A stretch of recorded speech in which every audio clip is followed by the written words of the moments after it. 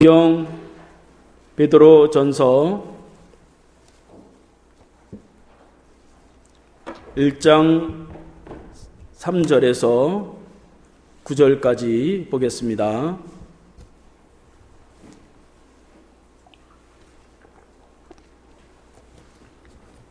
제가 봉독하겠습니다.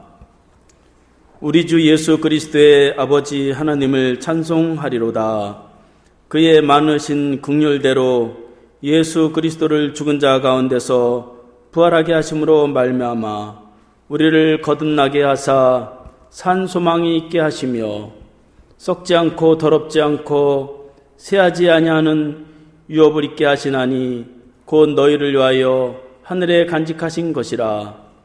너희는 말세에 나타내기로 예비하신 구원을 얻기 위하여 믿음으로 말미암아 하나님의 능력으로 보호하심을 받았느니라.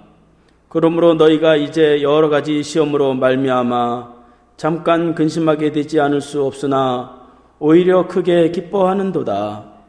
너의 믿음의 확실함은 불로 연단하여도 없어질 금보다 더 귀하여 예수 그리스도께서 나타나실 때에 칭찬과 영광과 존귀를 얻게 할 것이니라. 예수를 너희가 보지 못하였으나 사랑하는도다. 이제도 보지 못하나 믿고 말할 수 없는 영광스러운 즐거움으로 기뻐하니 믿음의 결국 곧 영혼의 구원을 받음이라. 아멘. 오늘은 산 소망을 가진 우리들이라는 제목으로 하나님의 말씀을 듣겠습니다. 옛날에 한 허망한 꿈을 꾸기를 좋아하는 청년이 있었습니다. 이 청년은 몇 마리의 닭을 키우고 있었는데 닭이 낳은 알을 팔아서 그렇게 생활을 했습니다. 어느 날 청년이 계란을 또 가득 담아가지고 바구니에 싸가지고 장에 가서 팔러 나가면서 헛된 꿈을 꾸면서 걸어갔습니다. 이 계란을 팔아서 이제 돈이 좀 모였으니까 새끼 돼지를 사야지. 새끼 돼지를 잘 길러서 큰 돼지를 만들면 또 새끼를 낳으면 그걸 다 팔아서 새끼 송아지를 사야 되겠다. 그리고 그 암송아지를 잘 키워가지고 또 새끼를 내면 그것을 또 팔아가지고 땅을 사고 좋은 집을 지어야지. 그리고 남부럽지 않게 살아야 되겠다. 그렇게 상상하면서 꿈을 꾸면서 걸어갔습니다. 그런데 그렇게 즐거운 꿈을 꾸면서 계란바구니를 들고 가다가 이 정신을 빼놓은 나머지 앞에 있는 작은 돌을 보지 못하고 그만 그 돌에 걸려 넘어서 들고 가던 모든 계란바구니가 떨어지는 바람에 모두 깨지고 말았습니다. 결국 한 번 넘어짐으로 사라진 그런 헛된 꿈이었다 하는 것이죠. 이렇게 꿈이라고 하는 것은 너 한 번 넘어짐으로 없어질 그러한 꿈이라고 하는 건 너무 허망한 것이다 하는 것입니다.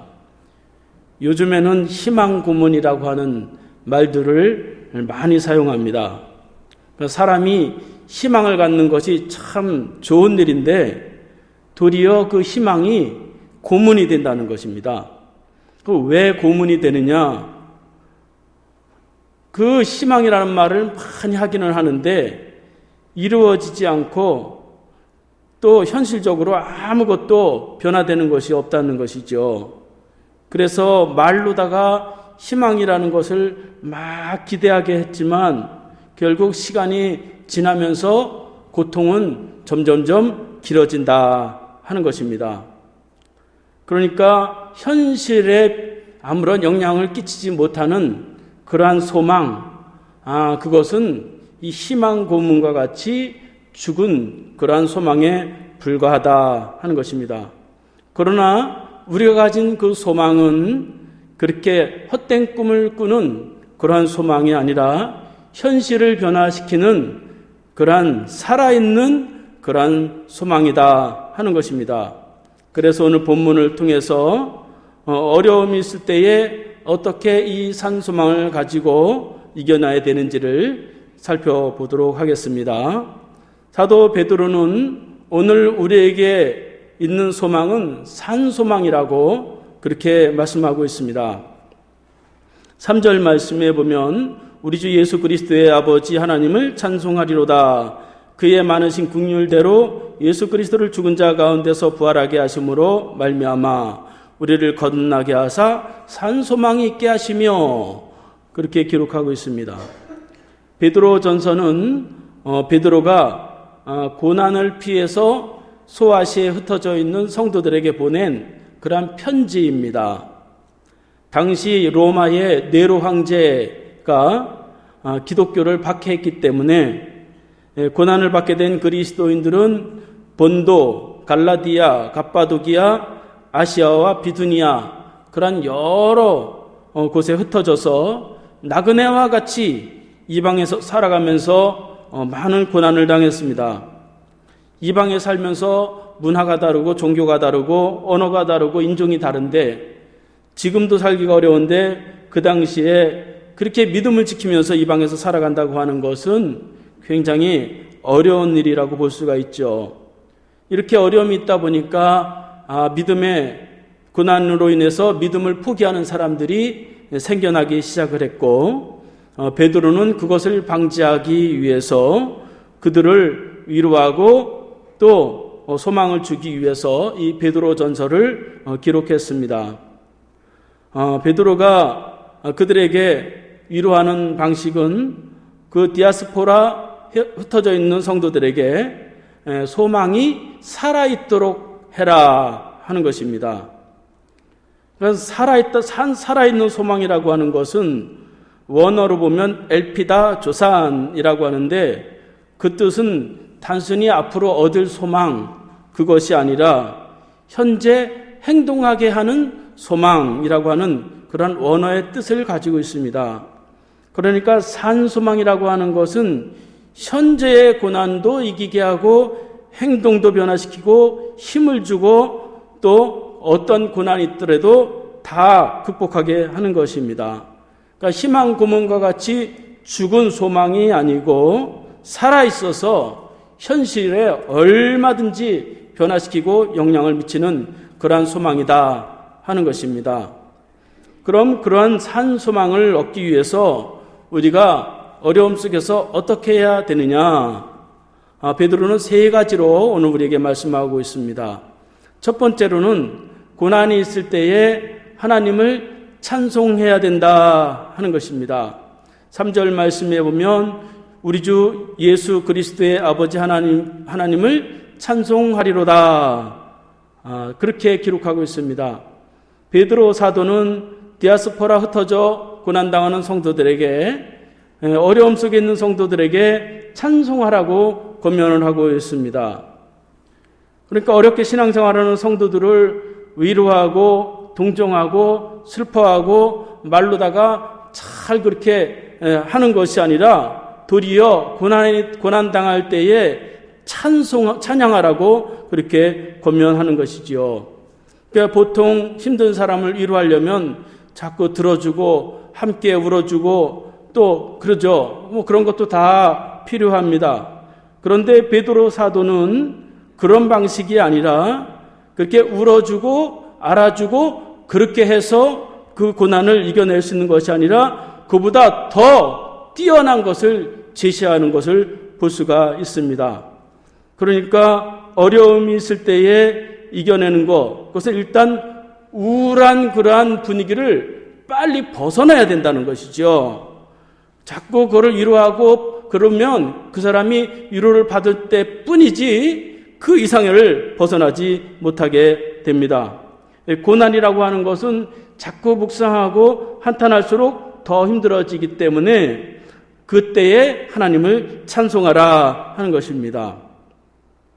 그래서 우리가 하나님 앞에 받은 은혜를 생각하고 하나님이 주실 은혜와 축복을 기대하면서 막 찬송을 부를 때에 이 고난보다 더 뛰어난 것이 나에게 생기게 되는 것이죠.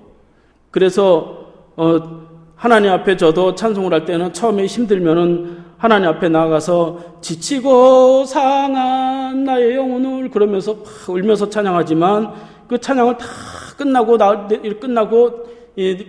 때는 나의 등 뒤에서 나를 도우시는 주, 그렇게 이제 바뀌는 것입니다. 그러니까 찬송을 하면서 이 가슴이 리셋이 되고 뇌가 리셋이 돼요. 그러니까 깨달음이 생기고 또 생각이 바뀌고 더더욱이 무엇보다 하나님의 임재와 하나님의 음성을 듣기 때문에 그러한 고난들을 찬송함을 통해서 이겨낼 수 있는 것입니다. 베드로 사도는 하나님을 찬송할 수 있는 그 근거는 오늘 말씀에 두 가지로 들고 있는데, 첫 번째로는 하나님이 우리를 향한 긍휼하심이 많다는 것입니다. 그래서 3절 말씀에 보면 우리 주 예수 그리스도의 아버지 하나님을 찬송하리로다. 그의 많으신 긍휼대로 예수 그리스도를 우리에게 주셨다는 것입니다. 그러니까 베드로 사도는 하나님의 긍휼을 기억하면서 찬송하라는 것이죠. 그러니까 근거가 하나님의 긍휼에 있다는 것입니다. 그러니까 하나님은 긍휼이 많으신 분이십니다. 그 얼마나 많으시냐? 한이 없는 긍휼로 우리를 대하시는 것입니다. 그러니까 우리가 너무 부족한 것도 아시고, 또 우리가 능력 없음도 아시고, 때로는 우리가 죄 가운데 빠진 것도 아시고, 우리를 불쌍히 여기시는 것입니다. 그러니까 긍휼히 여긴다고 하는 것은 우리를 한없이 불쌍히 여긴다는 것입니다. 그러니까 아버지가 자식을 바라볼 때에 아이고 아직 철이 없어서 그렇지 그러면서 한없이 긍휼히 여김을 가지고 자식을 바라보는 것과 같이 하나님은 우리를 바라볼 때에 한없는 긍휼을 가지고 우리를 바라보시는 것입니다. 그러니까 사랑이라고 하는 것은 긍휼, 불쌍히 여기는 것이라고 볼 수가 있어요. 진짜 사랑하면 아내가 불쌍해 보이고, 또 밖에 나가서 일하시는 남편이 불쌍히 여기고, 또 자식들이 공부하는 것도 보면서 참 불쌍하다. 어머니 아버지가 또 보면서 자식들은 아이고 우리 어머니 아버지가 참 불쌍하다, 이렇게 힘들게 살아가느냐고. 그게 곧 사랑입니다. 그러니까 하나님은 이렇게 우리를 향한 그 긍휼하심이 풍성하다는 것이죠. 그래서 말세 때에도 아이고 내 믿음 지키지 못하면 어떡하나 그런 걱정을 하시지 않아도 됩니다. 우리 하나님의 긍휼을 먼저 우리가 믿어야 된다 하는 것입니다. 두 번째로 하나님은 우리를 거듭나게 하시고 부활에 들어가게 하실 것이기 때문에 찬송하라 하는 것입니다. 3절 말씀에 보면 예수 그리스도를 죽은 자 가운데서 부활하게 하심으로 말미암아 우리를 거듭나게 하사, 그렇게 기록하고 있습니다.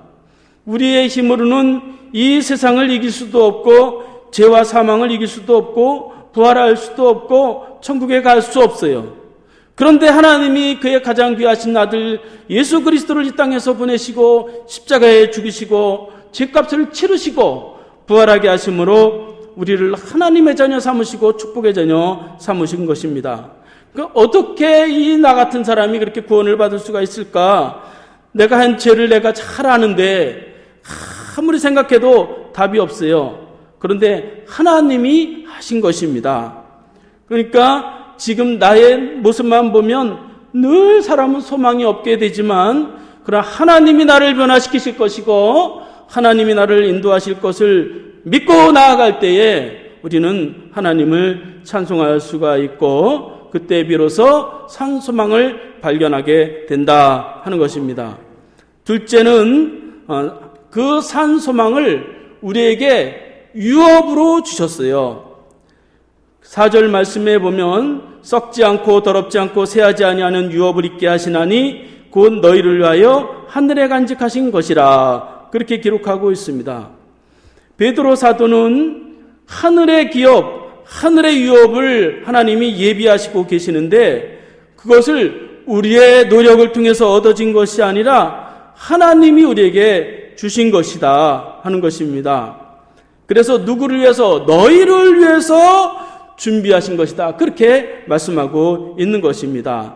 하늘에 받을 그 유업을 세 가지로 말씀하고 있는데 하늘에서 받을 그 유업은 썩지 않는다 하는 것이에요. 여러분, 이 땅의 것은 다 썩어집니다. 이 몸도 결국 다 썩어질 것이고 물질도 아끼는 그러한 물건도 또 이 정신도 다 썩어지는 것이요. 그래서 그 모든 이 땅의 것은 다 썩어지는데 하나님이 주실 그 유업은 절대로 썩어지지 않는 것이다 하는 것입니다. 둘째로 하늘의 유업은 더럽지 않은 것이다 하는 것입니다. 이 땅의 것은 멀쩡하다가도 사람이 손을 대면 점점 멀쩡한 것도 더러워져요. 그래서 인기가 있어지고 권력이 생기고 돈이 생기면 사람이 점점 아름답게 돼야 되는데 점점 추해지는 것입니다. 또 누릴만 하면 병들고 또 살만하면 이 몸이 말이죠. 또 냄새가 나고 그런 거 아니겠어요. 그러니까 이 삶이라고 하는 것은, 이 육신의 삶이라고 하는 것은 참 허무한 것입니다. 그런데 우리가 받을 그러한 유업은 썩지 않고 더럽지 않은 것이다. 하나님이 주실 거룩한 것이다 하는 것입니다. 셋째로 하나님이 주실 유업은 쇠하지 않은 것이다. 산 소망은 쇠하지 않는다는 것입니다. 이 땅의 것은 다 쇠퇴하잖아요. 영원한 것이 없죠. 우리가 다 영원히 있을 것 같지만, 내 생명이 영원히 살 것 같지만 언젠가는 다 끊어질 날이 있고, 물질도 영원히 있을 것 같지만 결국 안개와 같이 다 사라질 때가 있는 것이 우리 인생이 아니겠어요. 그러니까 이 몸도 한때는 아름다운 꽃과 같이 이렇게 아름다웠지만 또 때가 되면 시들은 꽃과 같이 시들시들해져 버리잖아요. 그러니까 이 땅에서는 아무리 열심히 살고 아무리 착하게 살고 아무리 땀을 흘리고 그렇게 살아도 만족을 얻지 못하는 것이 이 땅의 삶이다 하는 것입니다. 그러나 하나님은 우리에게 썩지 않고 더럽지 않고 쇠하지 않는 영원한 그러한 삶을 우리에게 유업으로 주셨다 하는 것입니다. 줄까 말까가 아니라 확실히 주셨다는 것이에요. 그래서 5절 말씀에 보면 너희는 말세에 나타내기로 예비하신 구원을 얻기 위하여 믿음으로 말미암아 하나님의 능력으로 보호하심을 받았느니라, 그렇게 말씀하고 있습니다. 베드로 사도는 말세에 예비된 구원이 하나님의 예비되었는데 그것을 하나님의 능력으로 보호하심을 통해서 받게 된다 하는 것입니다. 그러니까 하나님이 우리에게 주시는 그러한 구원과 산 소망, 하나님의 나라, 그 부활은 우리에게 맡겨주시지 않고 하나님이 직접 지키시고 관리하시는 것이에요. 그래서 우리가 때로는 넘어지고 때로는 죄에 빠지기도 하고 때로는 유혹에 빠지기도 하지만 다시 일어나는 것이에요. 그래서 우리는 7번 넘어져도 8번 일어난다. 하나님이 우리를 붙잡아 주시기 때문이고 절대로 하나님이 나를 버리지 않기 때문에 그래요. 그래서 자꾸 내 판단, 내 힘으로, 내 노력으로 아이고 내가 구원 받았을까 안 받았을까 그렇게 헷갈려 할 필요가 없다 하는 것입니다. 요한복음 10장 28절에서 예수님은 내가 너희에게 영생을 주노니 영원히 멸망하지 아니할 터이요 또 저희를 내 손에서 빼앗을 자가 없느니라, 그렇게 말씀하고 있습니다. 다 부활하고 다 산소망을 가지고 하나님의 나라에 들어가는 것입니다. 그건 자꾸 자기의 부족함, 자기의 약한 것 이것만 자꾸 생각할, 거기에 근거를 두어선 안 된다 하는 것입니다. 다 부족하죠. 사람이 다 부족한데 하나님이 유업으로 우리에게 상속해서 예수 그리스도를 통해서 주시는 것이기 때문에 우리가 하나님 앞에서 참 평안과 기쁨으로 산소망을 얻게 된다 하는 것입니다. 세 번째로, 그럼 그렇게 하늘에 있는 산소망을 이 땅에서 어떻게 붙잡고 현실화시켜야 되느냐 하는 것입니다. 베드로 사도는 3가지 방법으로 그 산소망을 현재로 현실화시키라는 것입니다. 첫째는 고난은 잠깐 생각하고 소망을 길게 생각하라 하는 것이에요. 6절 말씀에 보면 그러므로 너희가 이제 여러 가지 시험으로 말미암아 잠깐 근심하게 되지 않을 수 없으나 오히려 크게 기뻐하는도다, 그렇게 말씀하고 있습니다. 베드로 사도는 우리가 근심하지만 그를 길게 근심하지 말라는 거예요. 잠깐이라는 것입니다. 근심은 잠깐이라고 하는 것이에요. 그러니까 그 시험으로 인해서, 고난으로 인해서 계속해서 생각하지 말라는 것이에요. 당시 성도들은 집을 뺏기고 고향을 떠나서 심지어는 바위 틈 그 굴 속에서 숨어서 살았는데 얼마나 힘들겠어요. 그런데 그게 잠깐이라고 하는 것입니다. 그러니까 우리에게 근심도 많고 시험과 걱정도 많이 있는데 그것을 너무 길게, 그러니까 묵상이라고 하는 건, 그런 나쁜 것은 자꾸 묵상할 필요가 없는 것이에요. 그 사람이 짧게 생각해야 될 것이 있고 길게 생각해야 될 것이 따로 있는데, 그런 근심이라고 하는 거는 그냥 짧게 생각하고 넘어가야지 자꾸 깊게 생각하면 안 된다는 것이죠. 한국 상담 심리치료센터 대표인 강선영 박사는 생각의 늪에서 빠져나오라, 그렇게 말하면서 자꾸 부정적인 생각을 계속 생각하다 보면 그 생각이 소위 프로이드가 말하는 무의식 속에 자리를 잡게 된다는 것이에요. 그래서 결국 무의식 속에 자리를 잡게 되면 그 나쁜 생각을 빼내지 못한다는 것입니다. 그래서 이 나쁜 생각이라고 하는 건 속으로 자꾸 들여보내지 말고 자꾸 밖으로 빼내야 되는데, 그러려면 짧게 생각해야 된다 하는 것입니다. 그러니까 자꾸 안 좋은 걸 꼬리에 꼬리를 물고 자꾸 생각의 늪에 빠지면 사람이 무력해질 수밖에 없어요. 그럴 때는 빨리 정리를 하고 밖에 나와야 돼요. 설거지를 하든지 하다못해 땅이라도 파야죠. 저는 어느 때는 생각이 많아질 때는 이제 노동을 많이 해요. 제 아내가 아이고 일 좀 그만해라, 일 좀 그만해, 그렇게 잔소리를 가끔 하는데, 제가 왜 노동을 하냐면 그러면 정신이 새로워져요. 육체가 힘들면 그런 잡생각을 할 생각이 나지를 않아요. 그래서 우리 인생을 업그레이드하기 위해서는 이 근심 많은 생각은 짧게, 하나님이 주신 소망, 비전, 꿈은 길게 그렇게 생각을 해야 된다 하는 것입니다. 탈무드에 보면 죽은 사람의 시체는 벌레가 먹고 살아있는 사람의 몸은 근심이 먹는다, 그런 말이 있어요. 그러니까 이 근심을 길게 가지고 있으면 살아있는 우리의 몸을 자꾸 파먹는 것입니다. 그래서 이 베드로가 말한 대로 근심은 짧게, 소망은 길게 생각하고 묵상해야 된다 하는 것입니다. 두 번째로 산 소망을 현실화시키기 위해서는 고난을 연단으로 받아들여야 된다 하는 것이에요.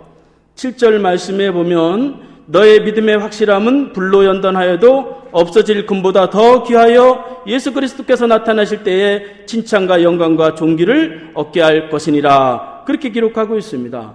베드로 사도는 고난 중에 있는 성도들에게 불로 연단하는 그러한 금과 같이 그렇게 연단의 자세를 가지라고 하는 것입니다.